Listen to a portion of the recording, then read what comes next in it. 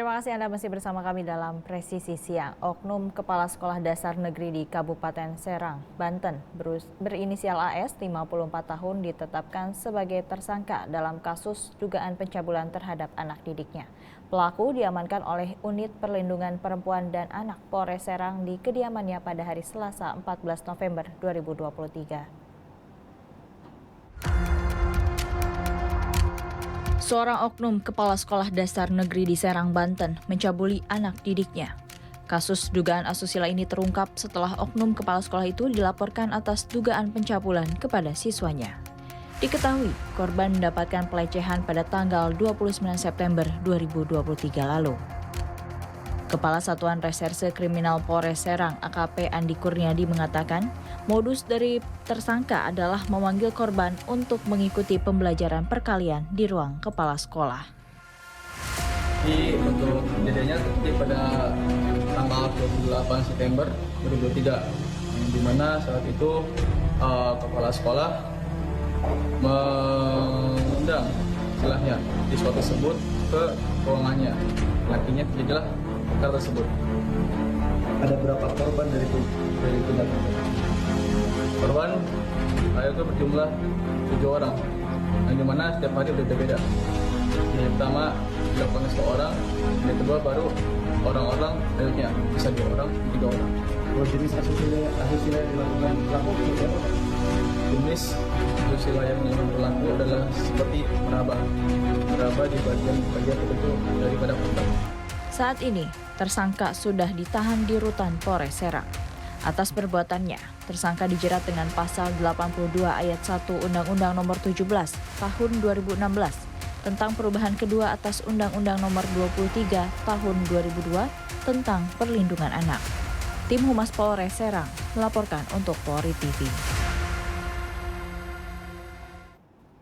Satuan Reserse Narkoba Polresta Mataram mengamankan seorang bapak dan anaknya. Keduanya ditangkap pada hari Senin 13 November 2023 sekitar pukul 18 waktu Indonesia bagian tengah lantaran menjadi bandar narkoba di wilayah hukum Polresta Mataram. Kapolresta Mataram Kombes Pol Mustafa mengatakan kedua pelaku ditangkap atas 2 laporan terkait penyalahgunaan narkotika di wilayah hukum Polresta Mataram. Atas laporan tersebut, Satres Narkoba langsung mendalami kasus dan menemukan keberadaan bandar sebagai penyuplai narkoba di salah satu perumahan di Kecamatan Sandubaya. Terduga pelaku yang berhasil diamankan sebanyak 4 orang, 2 diantaranya merupakan bapak dan anak. Kita berhasil mengamankan terduga pelaku sebanyak 4 orang dengan inisial RR 31 tahun, TA 55 tahun, kemudian ASM 27 tahun, dan ZA 25 tahun. Jadi keempat tersangka ini adalah warga Kecamatan Sandubaya. Jadi waktu tempat kejadian pada tanggal 13 November 2023 sekira pukul 18 di perumahan Jalan Gora. Hasil informasi dari masyarakat, kita berhasil mengamankan tadi 4 orang terduga pelaku dan barang bukti yang bisa kita amankan dari kegiatan tersebut. Yang pertama, narkotika jenis sabu sebesar 133,67 gram. Jadi bisa dibilang 1 ton lebih.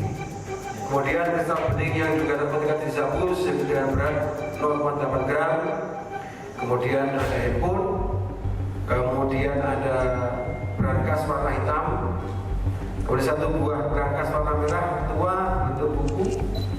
Kemudian alat untuk mengkonsumsi narkotika jenis sabu dan uang tunai sebanyak 14.700.000, kartu ATM, kemudian timbangan elektrik. Atas perbuatannya, para terduga pelaku terancam pasal 114 ayat 1 dan pasal 112 ayat 1 tentang narkotika dengan ancaman hukuman mati atau penjara seumur hidup dan minimal 6 tahun penjara. Tim Humas Polresta Mataram melaporkan untuk Polri TV.